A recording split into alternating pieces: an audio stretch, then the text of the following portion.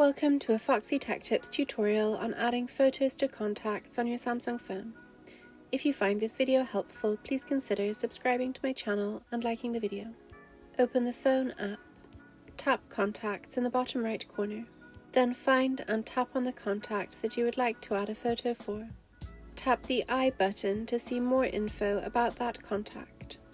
Now tap the photo icon above their name. You can choose Camera to take a live photo to use as their profile picture, or choose Gallery to use a photo that's in your gallery already.